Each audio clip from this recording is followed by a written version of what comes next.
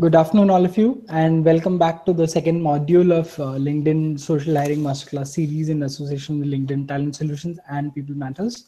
So it's a great honor to welcome all of you again to the second part of the series. If you remember, we had covered the first part a few days ago on how to build your social profile. And we are again continuing our focus on understanding how talent is being sourced, hired, and onboarded in today's world.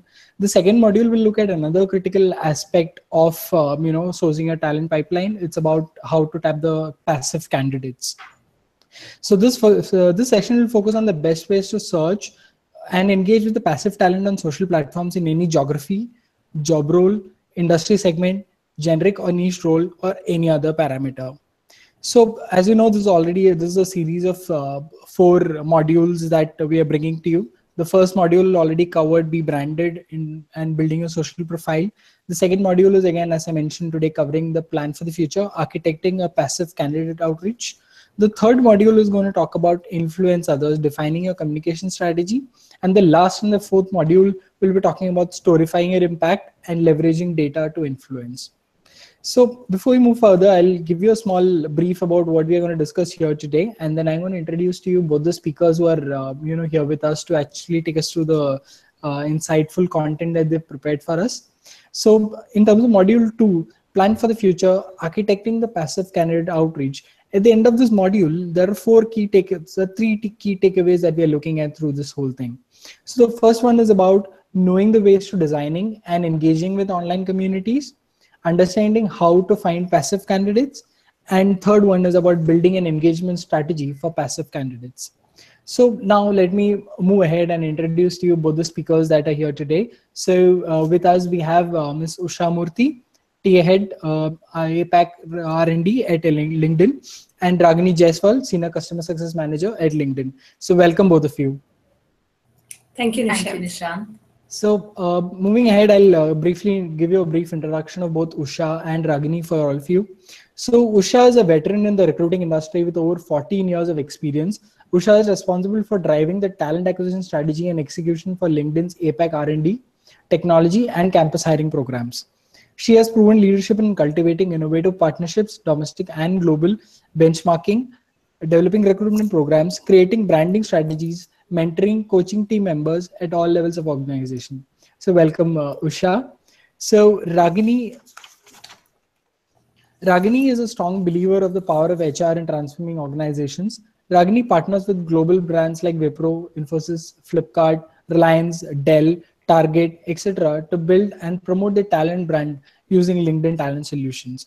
So up next, we also would like to thank LinkedIn Talent Solutions, who's making this possible and bringing this whole initiative to us. So LinkedIn Talent Solutions offers a full range of recruiting solutions to help organizations of various sizes grow, recruit relevant talent, build their brand, and grow their business. Founded in 2003, LinkedIn connects the world's professionals to make them more productive and successful. With more than 500 million members worldwide, including executives from every Fortune 500 company, LinkedIn is the world's largest professional network on the internet. So without further ado, I would like to hand it over to Usha and Ragini to take it ahead. But before that, I'd also like to remind you that we have some time that we have kept aside for answering the question that you may have through this question. So you can use the comment box that you can see on the side, right side of the screen, to actually post your questions, and we will take it up at the end of the session. So right now, I am going to hand this over to Usha and Ragini to take us through the session, what they have in store for us. Over to you. Thank you, Nishant, and thank you, People Matters, for providing both of us this wonderful opportunity to share our experience with this audience. So I'll quickly take everyone through what we are going to cover today. We will quickly understand what does really passive talent mean and what is the passive talent landscape, and then explore the entire passive candidate engagement journey on how we have done in the past, what has worked with us, and how could we leverage some of our learnings, and then deep dive into this journey through some of the frameworks that we have created in the past. And me and Ragini will also share some of the case studies with all of you that could probably help take some of the insights. And towards the end, we'll take any other questions that you all could have. Absolutely. Okay? Yeah. So over to you, Ragini. Please help our audience today understand what does really passive talent mean. Is there something called passive? In that case, why do we even talk to them if they are passive? Yeah. Thank you so much, Usha, for setting the context so well, and Nishant for the introduction. And thank you everyone for joining us in. It's very interesting, Usha, the topic that we have actually picked up for the day, which is passive talent. Something that I always feel is that the term passive talent is extremely used and abused. I often hear people talk about the fact that would they be able to get an ROI if they actually invest in engaging with passive talent, right? So something I really want to talk about today, guys, to start with, is the dictionary meaning of the term passive talent, right? When we actually talk about passive talent, it's not as if you cannot hire these people. Right. It's not as if, these people are not open to hear about opportunities at all. It's just that they are not actively looking out. Right. Otherwise, if you have a strategy, if you have a plan to engage with them, these people can be engaged with and can be turned around. Right. The other thing is, having established the definition of the term, is the fact that it's an extremely relevant and important talent today. Right. I'm sure you would agree that more than at least 50% of the talent is passive talent. Right. Also, the macroeconomic environment, guys, is really, really changing. If you have certain kind of niche skills, it's not just that, one company is after you, right? There are multiple people who are reaching out to the passive talent. So you need to do something extra there, right? If we actually deep dive into, what are the specifics of this passive talent? One, it actually emanates from demand supply gap today, right? The other really critical thing is it's a very candidate driven market, right? People are getting savvier. Your talent is getting savvier. They have extremely low attention span, right? So you need to be top of mind recall as an employer for them.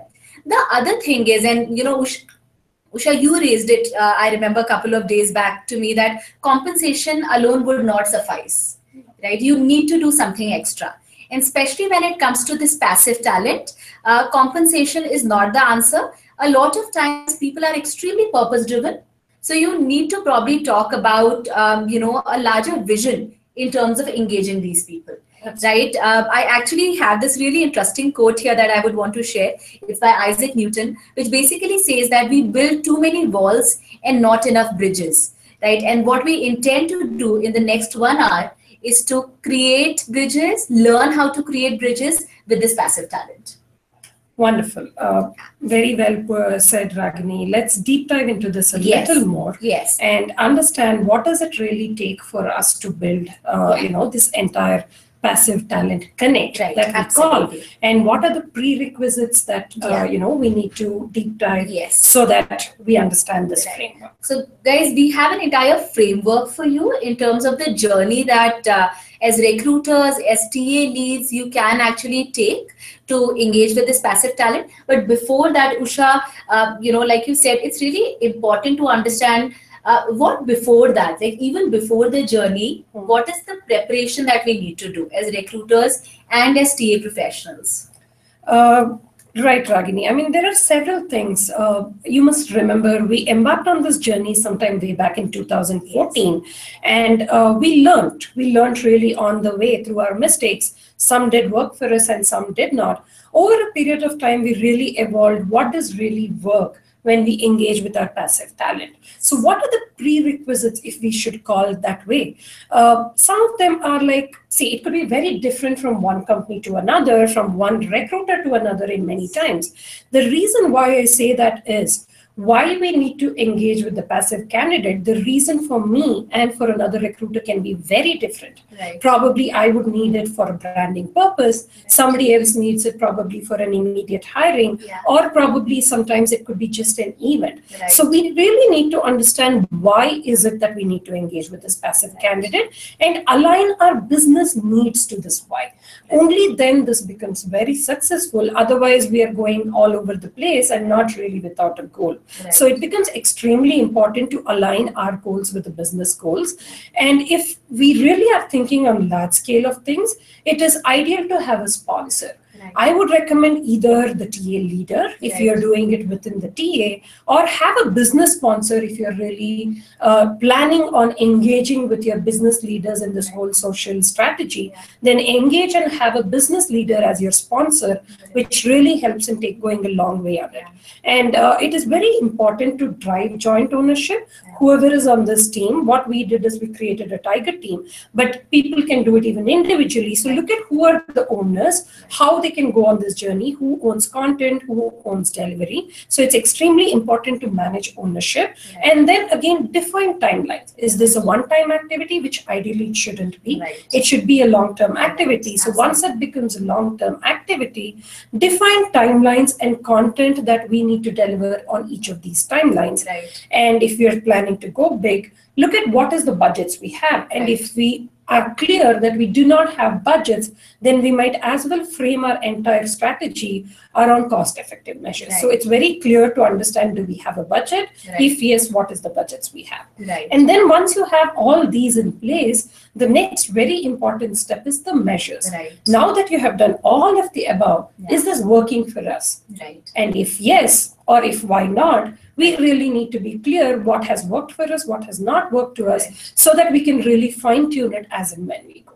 Right. Right? Right. So, Ragini, what we should do is ideally, I think our viewers will benefit from it.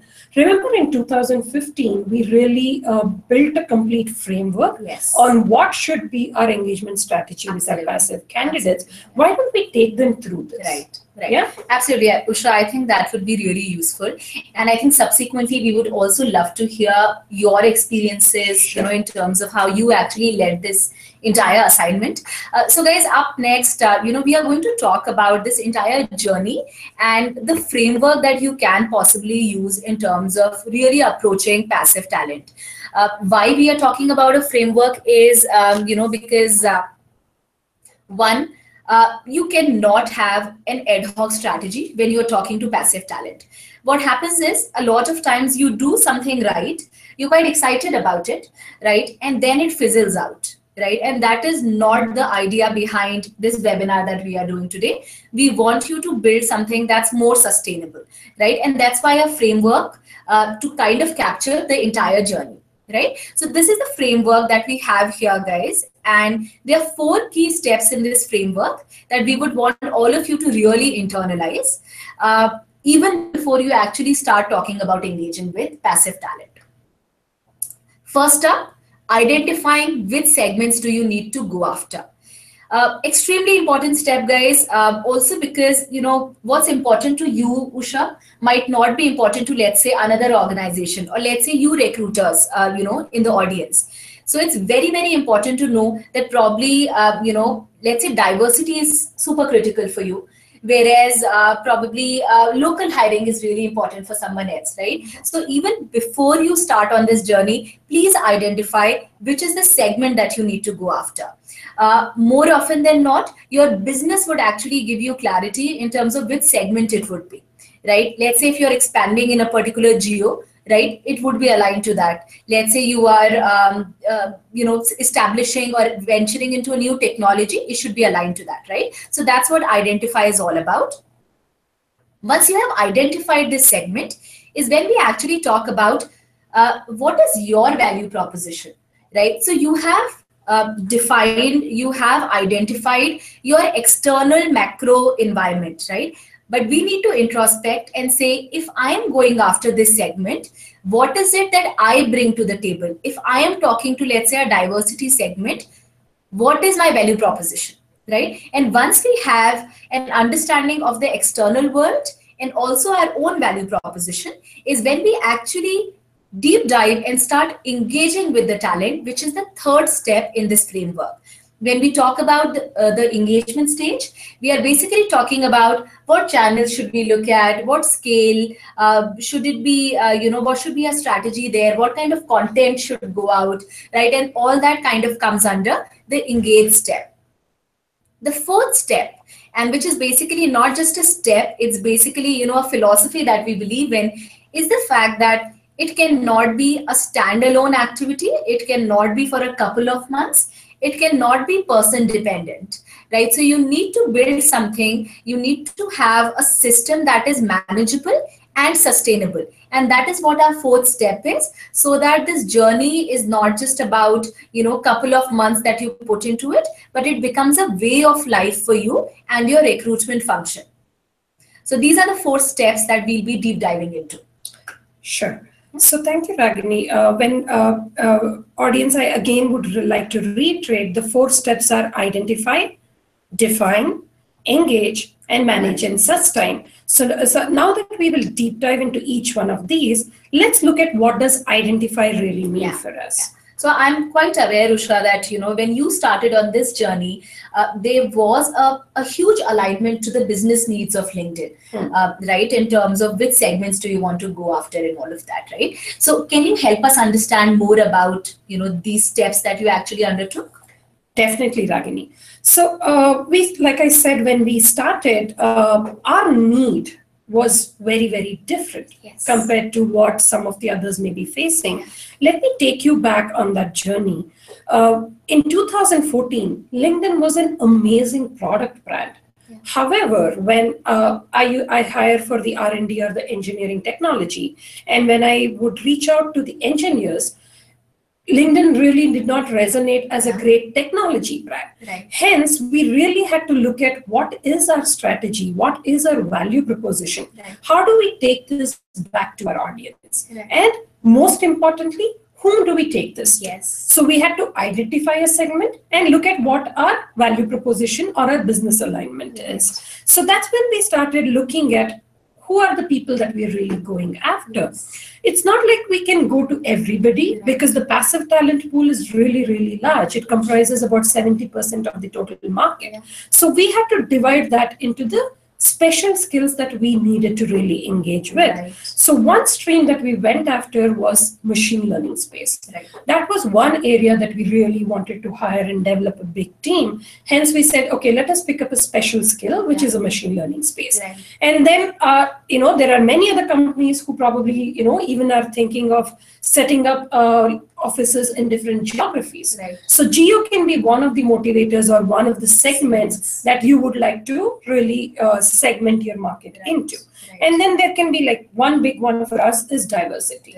LinkedIn is big on diversity, and we definitely want to hire diverse talent, whether it's from diverse backgrounds, a gender diversity, a mix of skills and all of that. And hence gender diversity becomes a really, really big segment for us. Hence that is one of the big segments that we have really gone after in the past. So it can be diversity, or it can be even things like other things which people are really going after these days, whether it is veterans, whether it is differently able. You can even segment your market into that. It is as niche as that. And some of the obvious ones, when companies are looking at to ramp, they can look at even the student or the entry-level talent community. Or if for us, another important thing is we really value our employees who left us in the past. So we have a small alumni segment as well. So we have a complete page dedicated for them, and we keep interacting and engaging with them. So that can be a complete segment if you want to bring your people back out there. Or, another sure shot for us, Ragini, has been our silver medalists. We call them silver medalists. It is nothing but all those people who probably came until the final round of your interviews, but really missed it by a whisker. So those are still your best bet. So with a little feedback, you know that they would still crack your interviews, one, and they're already they have an affinity to your company already, which means you don't have to really brand your company with them. So create that segment segment and engage with them on a periodic basis, so that you can bring them back once the cool-off period is over. So that can be another segment for you. And then the others could be your past applicants, your followers on your company group. So depending on what your need is, you can really look at different segments. And based on which segment you're picking up, you can probably curate your value proposition. The next up for us is definitely defining a value proposition. Ragini, I think we should talk a little bit more in detail on why is it so important to really have a defined value proposition. Remember, we did this exercise in the past, and we really came up and said, what is really our value proposition? So why don't you take our viewers through it and help them understand something that is very personal for each one of them? So Usha, value proposition actually reminds me of a interesting phrase I heard about EVP in general, And what I heard was value proposition is what people say about you when you are not in the room. So we need to really introspect everyone and really understand, if I'm going after a particular segment, what is it that I bring to the table? And it's very easy to go out there and say, I'm a great place, I'm fast paced, I'm a great place to learn and grow and try out things. However, all of it might actually not be applicable to you. If you actually think about it, they might be an organization that's fast paced, whereas there might be an organization which is probably extremely stable, extremely safe, and probably very family like. So you need to identify what's your unique value proposition when you reach out to a particular segment. Now, when we talk about a value proposition, guys, we are not just talking about organization as a whole. It might be value proposition at a role level, at a team level as well. So something that I would want you to go back and start articulating as an organization and also in your individual capacity is, if I am reaching out to my passive talent, what is it that I'm going to talk about when it comes to my culture, when it comes to the scope of work that I'm going to do, the kind of learning and growth that they are likely to see.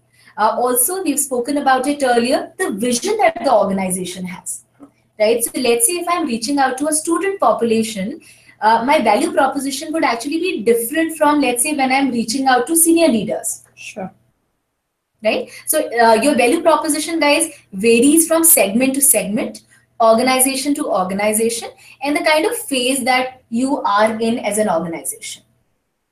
Makes sense. So Usha, till now we have actually introspected, we have defined our own value proposition, we have looked externally as well, identified which segments we want to go after.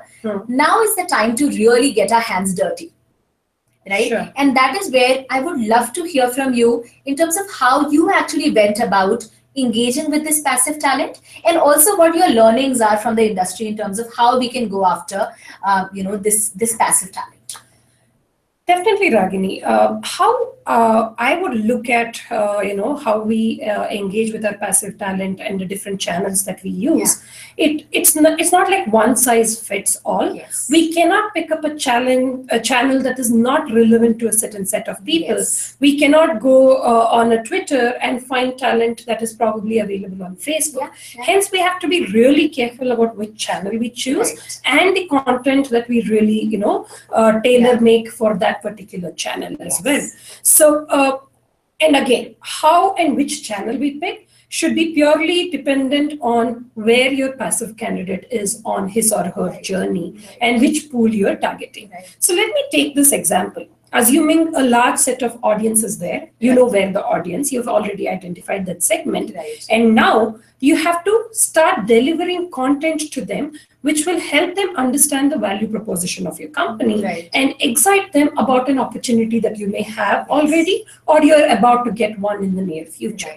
So how it is the whole journey of converting the passive candidate into an active candidate. So let us look at the various channels depending on where they are. How I categorize them is a one-to-one kind of a communication and a one-to-many kind of a communication. When do we use this? We know that the passive talent is really large out there, and it is not really possible for us to engage with all of them one-on-one. So that's when you look at, this larger community and look at delivering mass messages to them. So some of them could be, here is the newsletters.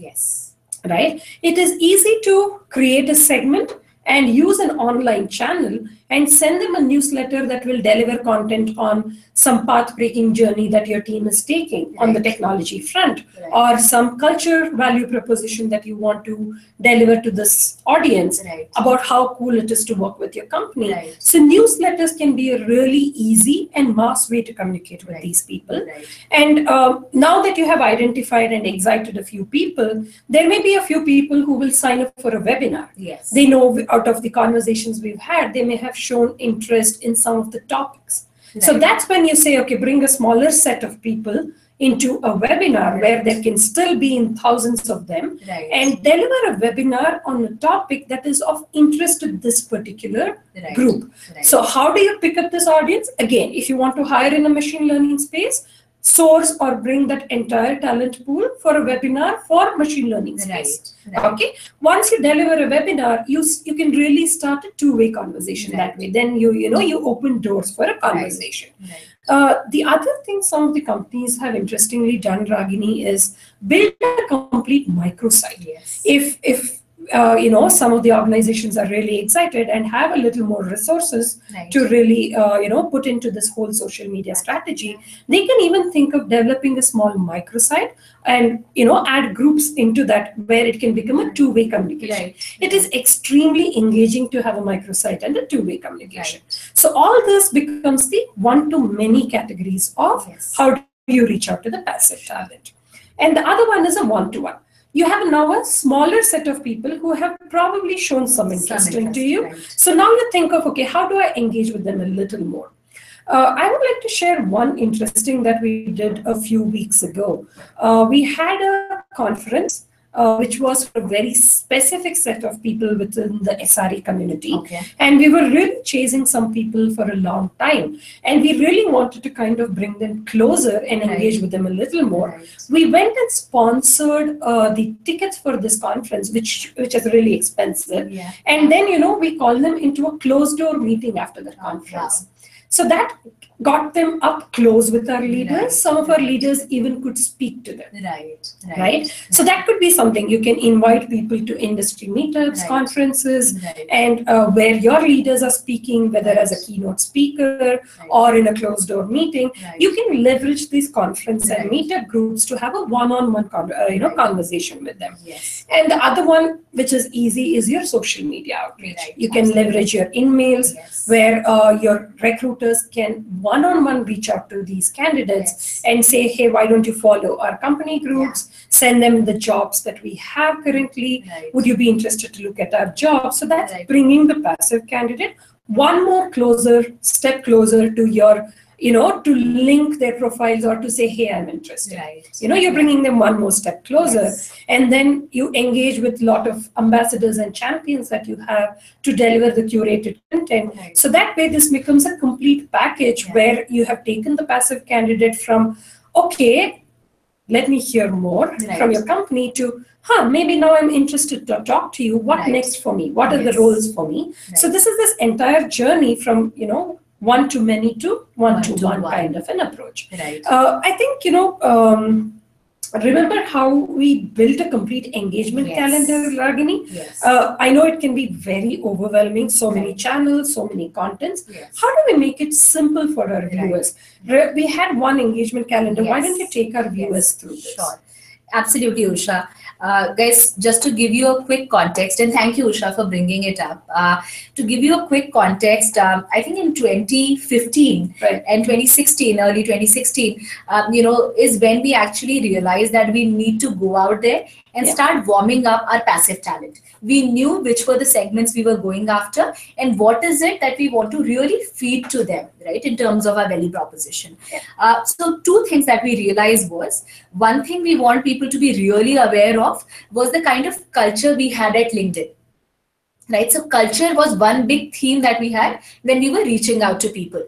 The other big segment for us was, of course, technology hiring, and we realized that a great brand, great product brand, all of that is, besides that, we still need to put in a lot of work in terms of creating our footprint as a tech employer, Technology, right? Technology company. So we realized those were the two big thieves, two big buckets that we want to go after.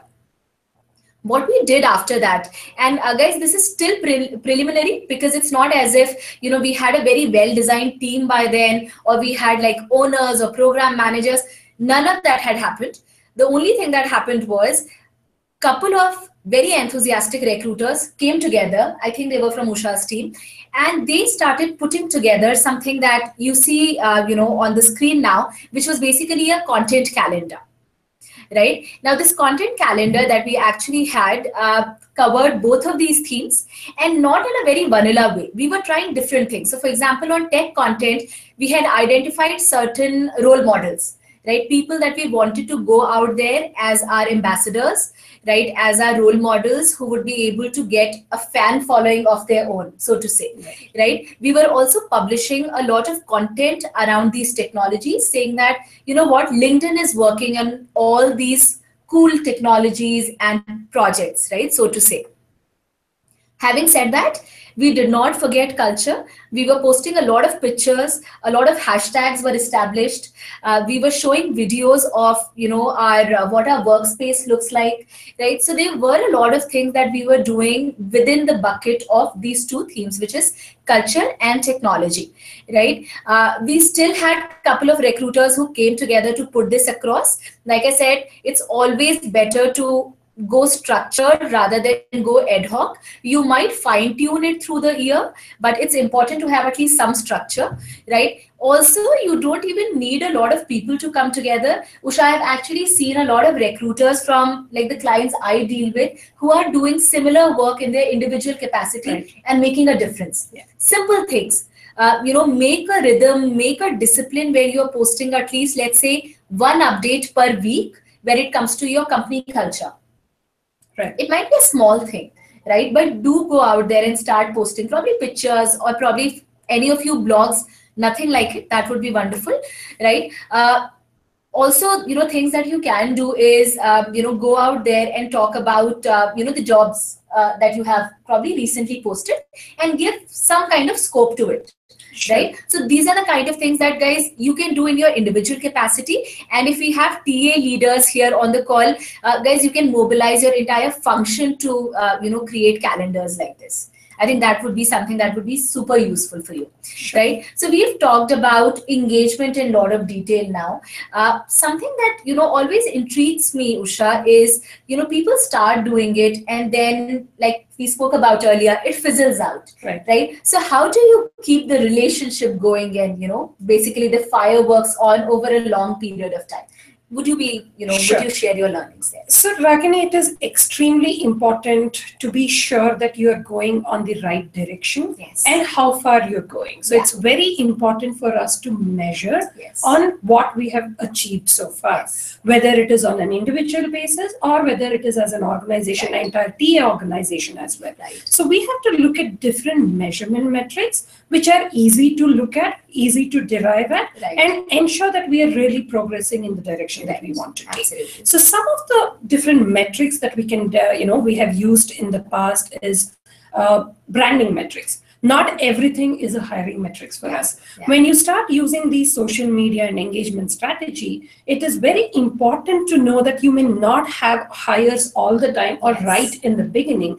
Hence, you need to have small measures to ensure that you're doing the right thing. So some of the things that you can all use in your own capacity is look at how far is your branding outreach, which means what was the participation in your events, or how many people did your message reach out to, how many additional followers did you get out of this post, how many people actually opened your post and really hit a click on it and came back to your website to take a look at your jobs. So these are some of the easy things that you can always measure. And there is something called a first degree connection and a second degree connection for every recruiters. So what a recruiter posts automatically definitely reaches a first degree connection. And then there is always the others who are connected to these first degrees also viewing it. That is called virality, which is the very big key element of social media. It happens on LinkedIn, it happens on Facebook, it happens on every other social media. Yes. So it is easy to measure the virality or how many people did you convert through that. Right.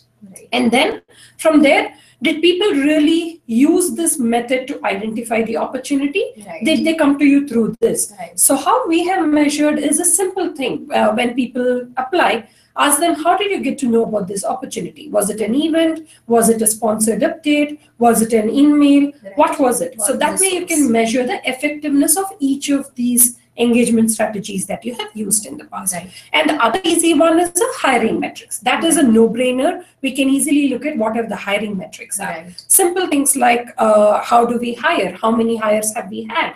How many referrals did we receive Right. because our employees reached out to these people? Right. So all of these are easy measures that we can easily adopt. Right. But then the bigger one is it's not about just measuring it.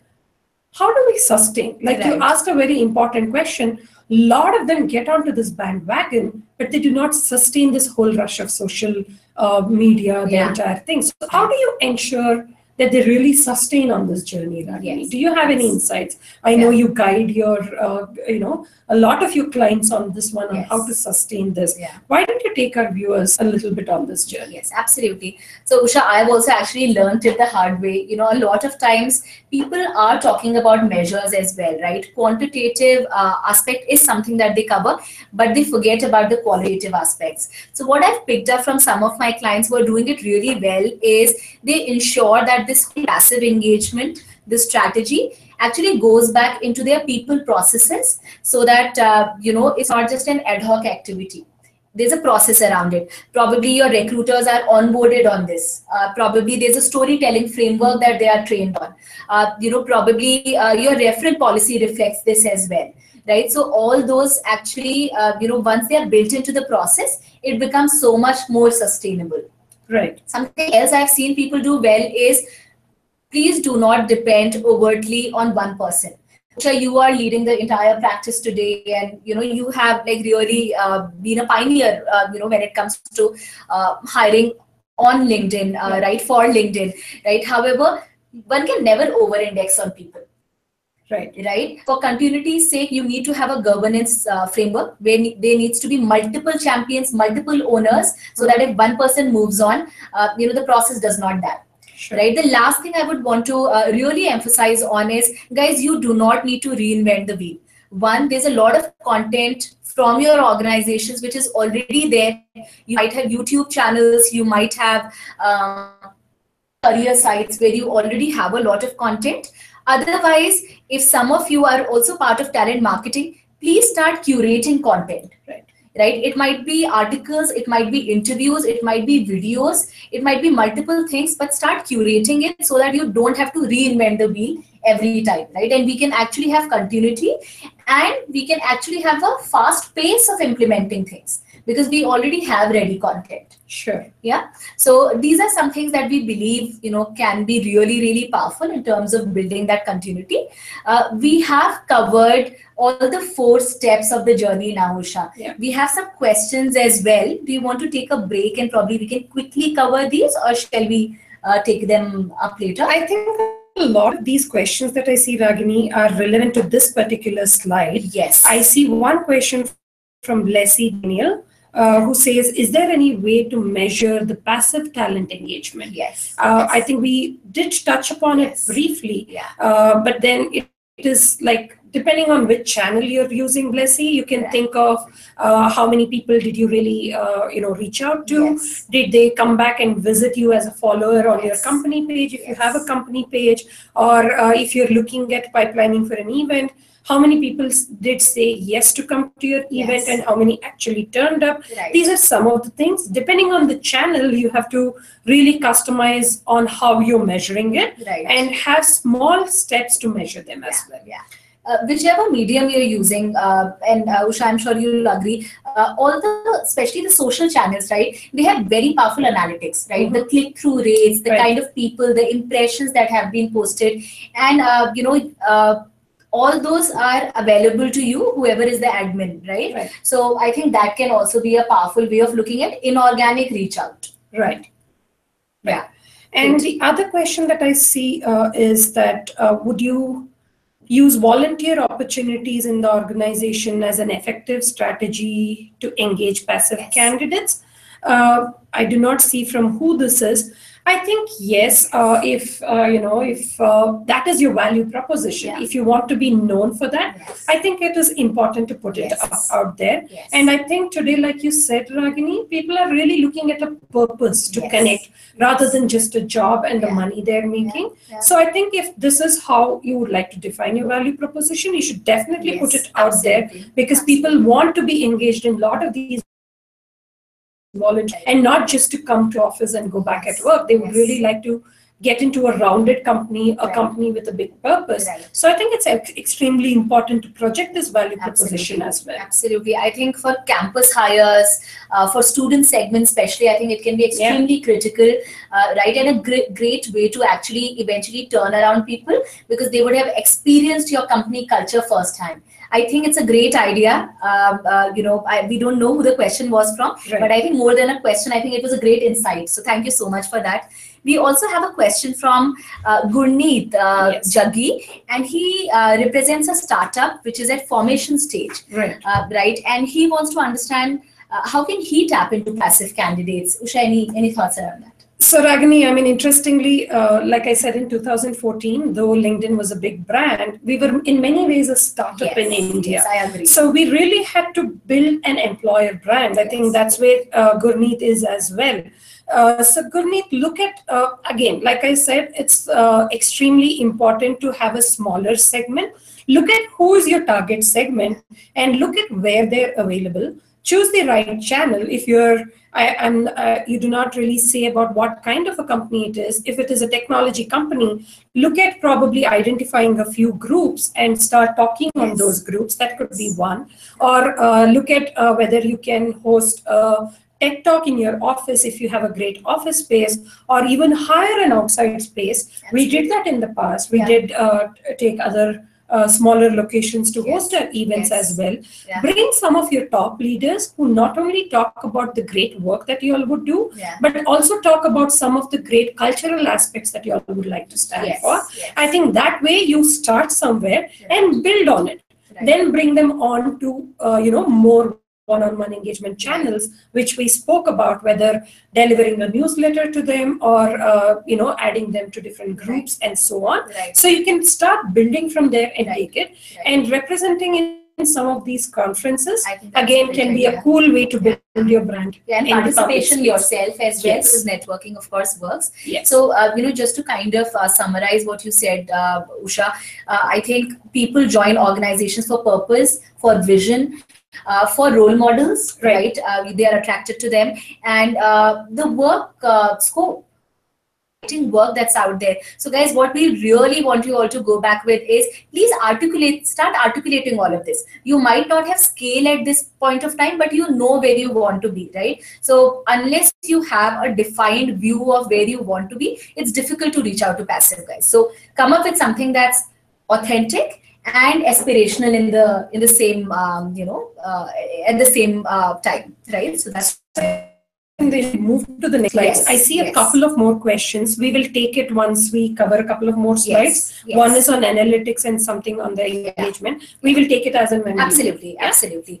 So let's move on, Usha, and something I picked up a couple of times, right, in our personal conversations and also in this chat that we are having, the word community a couple of times, right? And I know you have done, and LinkedIn has done phenomenal work in establishing talent communities. It's again, kind of a industry fad these days. People talk about talent communities a lot, but let's hear from the expert in terms of how do you actually do it right?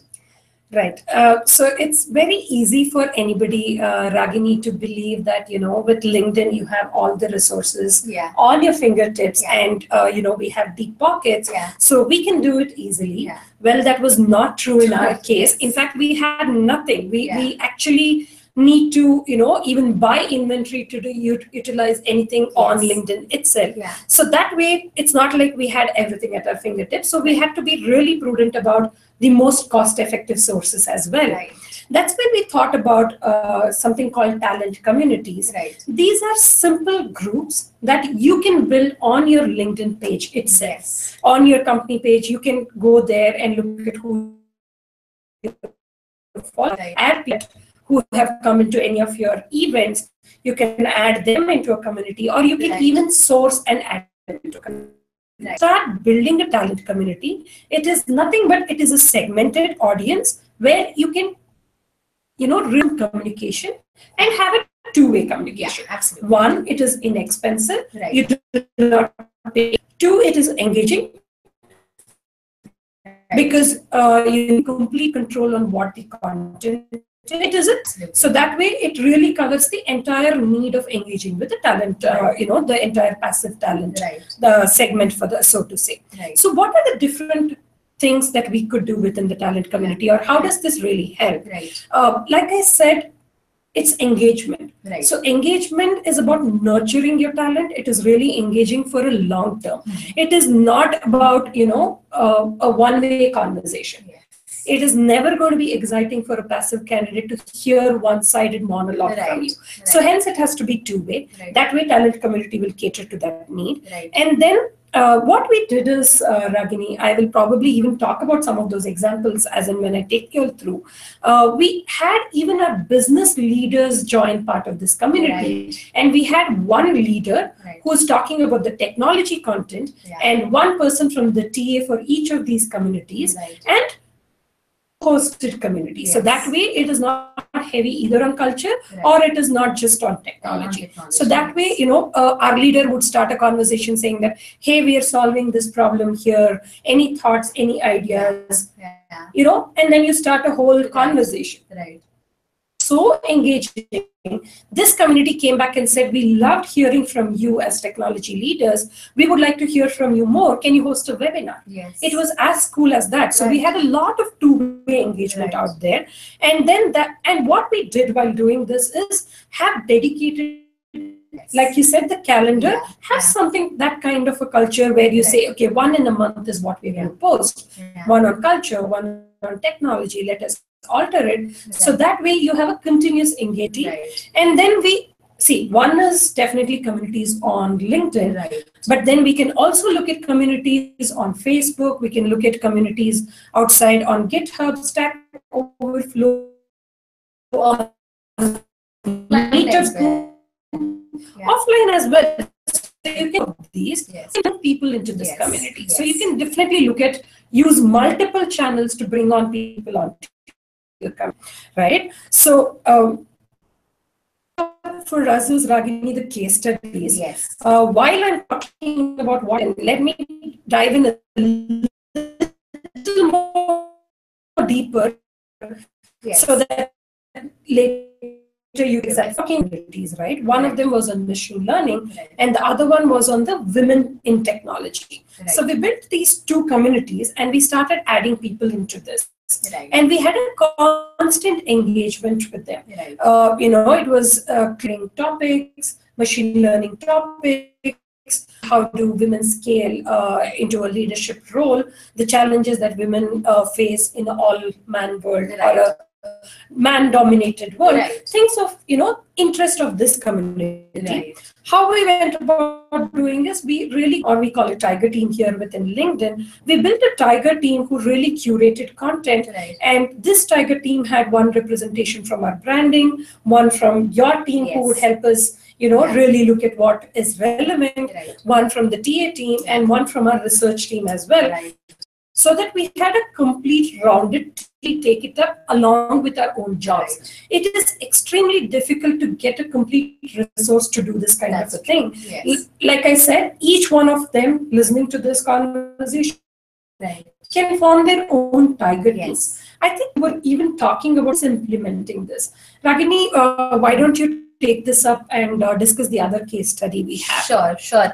So, guys, quick check. We hope you can actually hear us well, and there's no, disruption in terms of the internet.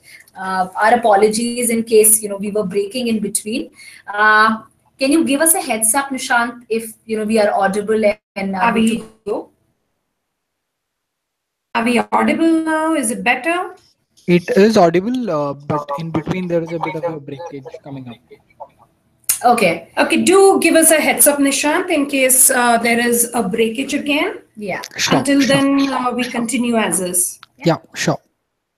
Okay. Okay. So thank you so much, Usha. I think the LinkedIn example, I've personally been a part of that journey, so I know the kind of ground you were able to cover.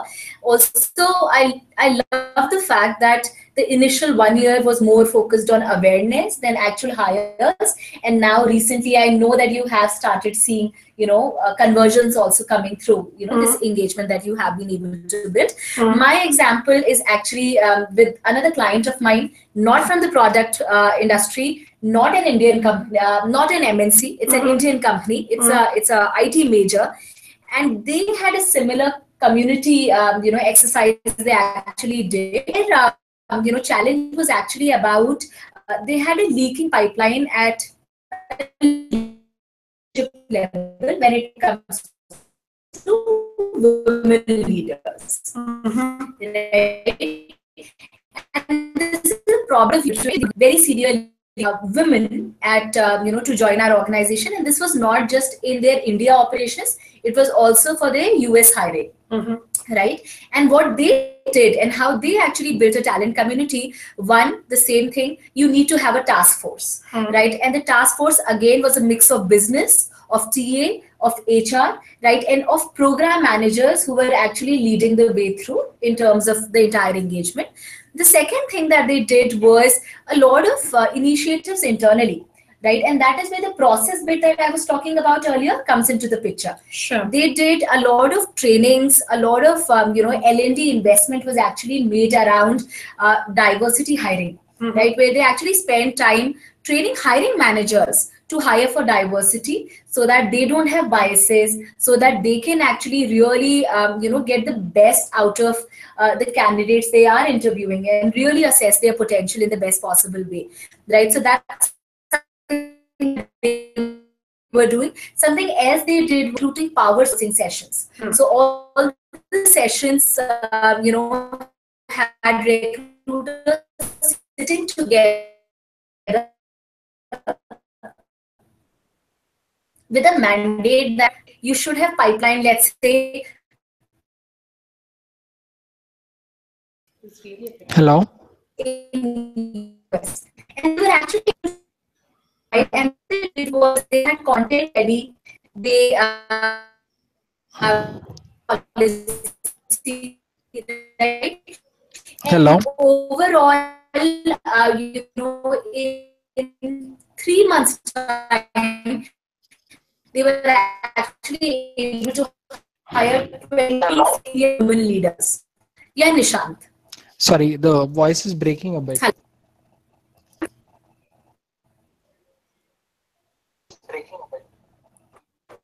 Fix anything on the internet.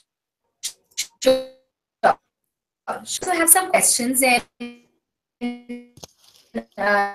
we'll take them up when next. Just to quickly summarize, we have spoken about the entire journey till now. We've also deep dived into talent communities, which is a passive engagement strategy very well for LinkedIn and also for many of our clients. So that is something that we also have some questions around that. Yeah. I think we have covered that. There's a lot of it is actually tools, and of course, you team that keeps a tab of this, right? An entire research team that does it, but you don't really need a dedicated in your individual capacity, or probably if TA manager, KRA is also around this, right? And that is how you build a culture of following. I think analytics. You briefly touched upon it, like creating a hashtag. Ravi, yes. I think you had questions on how do we measure. Yeah. If we create a hashtag, reality. We did simple things in life. We would just go and reach out to. So you can have even simple measures like that. Right. I think we have a question from Chaitanya. How do you think we need to share organizational information? So guys, we'll take a quick break. We are just fixing up. 1 second. I think there's some tech issues. Our apologies.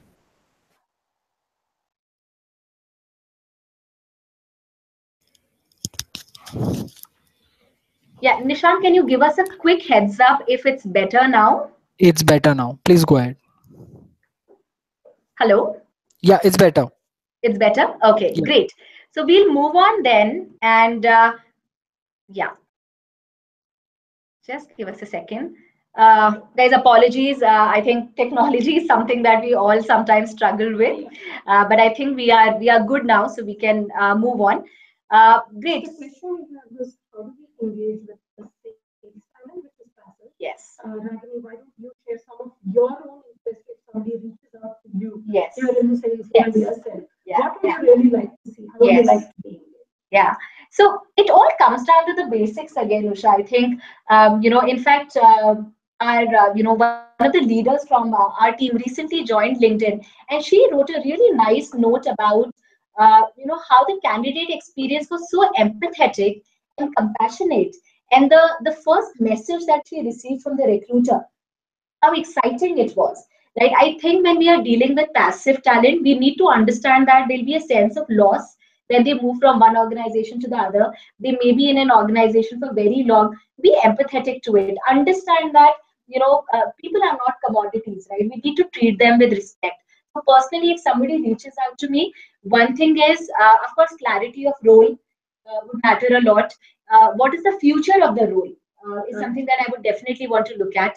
Uh, who are the people who are working there? Who are the role models? Honestly, all the aspects we have kind of spoken about. Personally, for me, there's not much of a difference between sales talent or, let's say, engineering talent or business enabler functions. At the end of the day, it all comes down to the content, the candidate experience, the compassion, what time of my cycle are you reaching me out on. I think those are the things that would matter to me.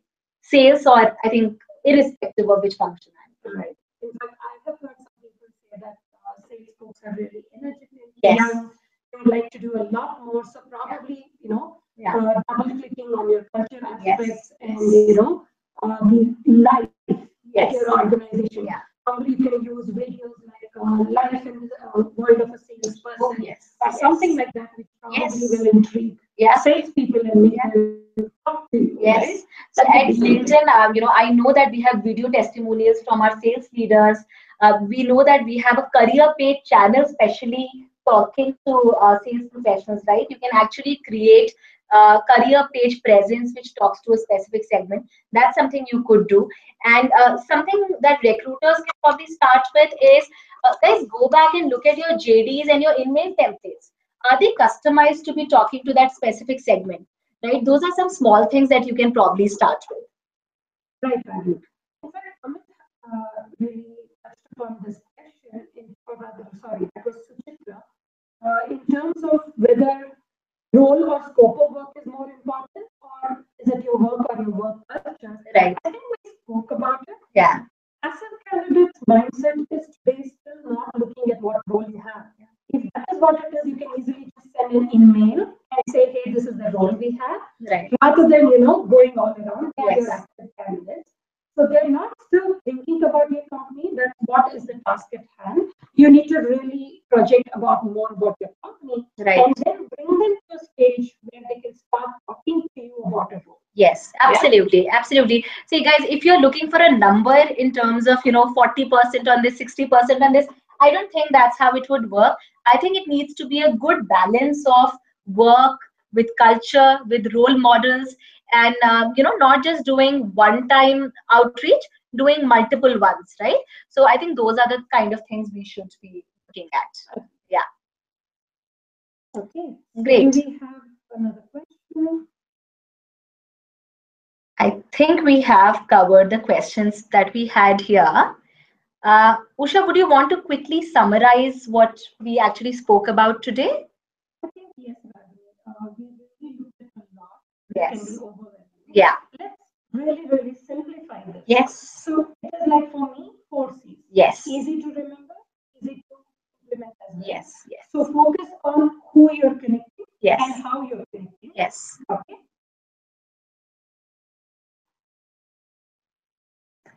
Yeah, guys, are we audible? Yes, please go ahead. Great, great. Okay. Who and how you're connecting, and look at what is the content that you need to deliver to these people. Yes. That becomes your content. Yeah. And then we will start talking about conversation. Yes. One important thing for everyone to remember is your conversation really needs to be authentic. Right. It means the candidates need to be able to resonate. Right. And then the most important one of all this is everything should be centered around the candidate. Yes. It is very important to deliver a great candidate experience. Right. In fact, at LinkedIn, we say treat candidates beautiful. Oh, wonderful. Yeah. Yeah. So it's extremely important to make your message authentic, Yes. to be real, and give Yes. them content that they would like to hear. Ensure that what they're hearing is what they would like to hear. Right. Right. So all this put together will make it very simple. Right. It should be a Key key takeaways. takeaways. Yes. The content, the connect, content, conversation, and the candidate experience. Absolutely, absolutely. So I think this was, a great summary, Usha. Thank you so much for sharing your learnings. I hope, you all would be able to take these takeaways and start implementing them. Like we said, we shared a lot. It might be a little overwhelming, but please go back, pick up the nuggets that really work for you. There are certain things you can do in your individual capacity as well. If we have TA managers here, guys, this is the right time to build a mature TA function. TA has never been closer to business. It is, a really strategic function today, right? So let's really get together and harness this passive talent and see how we can make it active talent for us, right? Definitely. Like we said in the past, engaging with a passive candidate is more about a journey. It is not a destination. Exactly. I think with that, we can probably close the conversation. Right. Nishant, let us know if there are more questions that we would like to, we would be more than happy to take them offline. We are open networkers. Yes. Reach out to me or Ragini. Feel free to connect with us. We'll be happy to take it. Yeah. So over to you, Nisha. Thank you so much, Ragini and Usha, for that insightful session. And apologies to everybody because we did face some network issues at our end in terms of there was some network problem that had happened, and because of that, the audio was interrupted. But what we are also trying to do is that all the questions, we have actually kept all the questions ready. So we will be putting out a blog in the coming few days with answers to all these questions that you have asked as well, and also a summary of what was covered. And we'll also try and share with you the presentation that Usha and Ragini had taken us through as well, so that you can have all the material with us. And as they already mentioned, in case you have any other queries, any other questions, you can anyway reach out to Usha, Ragini, or anybody at People Matters, and we'll be more than happy to get it answered for you. Yes. So thank you so much for your time, and thank you so much for joining us today in this exciting session. I guess you must have taken away some very good takeaways from this whole session, and we look forward to seeing you in the third module that is coming up shortly. So once again, thank you, Usha and Ragini, for that. Thanks, Nisha. Thank you, everyone. Thank you. Bye. Bye.